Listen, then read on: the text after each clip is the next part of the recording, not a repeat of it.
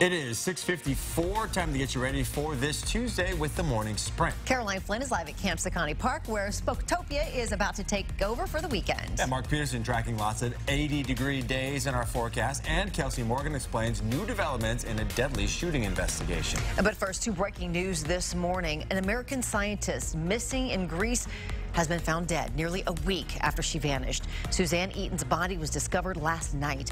The 59-year-old molecular biologist is originally from Oklahoma. She had been working in Germany and was attending a conference in Greece. Eaton hadn't been seen since last Tuesday. Her colleagues believe she may have gone for a run before she disappeared. Authorities are investigating. Well, a manhunt for the person suspected of shooting and killing a woman in Wandermere this weekend is now over. The suspect was arrested last night when police tracked down his car. The shooting happened Sunday. Someone in a red Ford Expedition shot at another car and killed the woman who was driving. Detectives have not said if they think it was a random shooting or if the people in the two cars knew each other.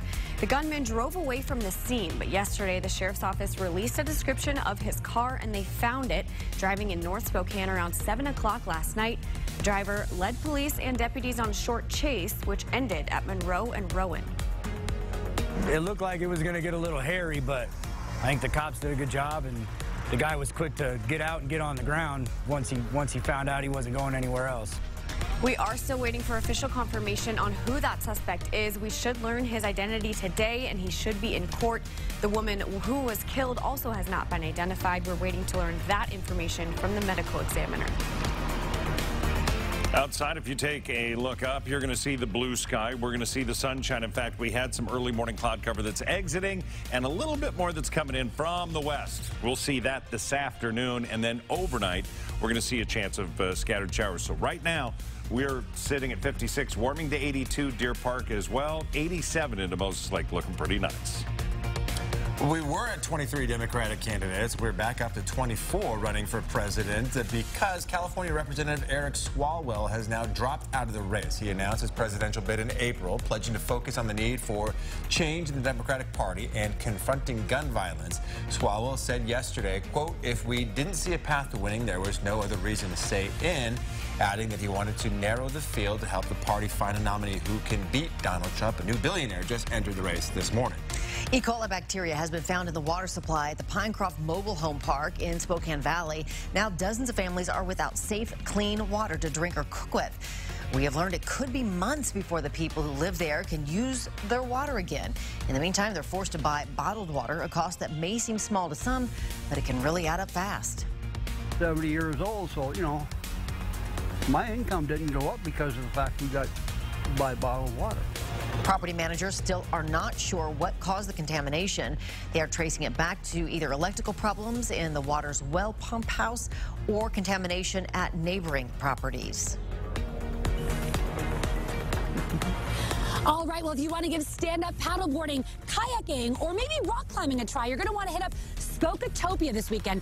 Unlike years past, it's 2 days this year, both Saturday and Sunday, and that's just because of the growing popularity of it all. You have the chance to test out gear like this, maybe take a lesson, hang out with your friends on a hammock, whatever you so choose. There really is something for everyone. Again, happening this Saturday and Sunday at Camp Sakani Park and Boulder Beach, where we are.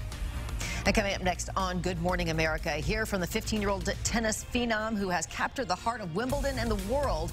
Coco Gauff just beat one of her idols, tennis legend Venus Williams. To be honest, I feel so blessed that all of this has happened. This tournament has really been a roller coaster. Following her impressive performance in London, Coco is headed home to catch up on some schoolwork. President Trump saying he'll no longer deal with the United Kingdom's ambassador to the U.S. So who was behind the leaks that led to the attacks in the United States' closest relationship? Well, Obamacare is facing a serious challenge in court today. A group of 18 Republican-led states backed by the Trump administration is asking the court to invalidate the Affordable Care Act based on its mandate that all Americans have health insurance. Today, a federal appeals panel is scheduled to hear oral arguments on the issue. A decision is not expected from the appeals court for months, but when it does come, the case is likely to end up in front of the Supreme Court, which has upheld the Affordable Care Act twice before. It is the end of an era at Knight's Diner in Hilliard. Vicki Green has owned the train car diner for the last 37 years. Now she's ready to retire. The diner has been sold. It will close temporarily on Wednesday. But the new owners say they are ready to keep Green's legacy going, planning to reopen on Labor Day. Knight's Diner will be open today and tomorrow from 6:30 a.m. to 2 in the afternoon. You can spice up your lunch routine today by heading to Riverfront Park. Food trucks will fill the Howard Street Bridge from 11 to 2 today for the weekly Riverfront Eats event. The weather is going to cooperate for those and any other events that's going to be happening over the next several days. 82 through Thursday, Friday 85, and then near 90 on Saturday. Make some plans. Get out and enjoy. Yeah, definitely. All right. GMA's coming up. U.S. Women's National Team going to be making a live appearance.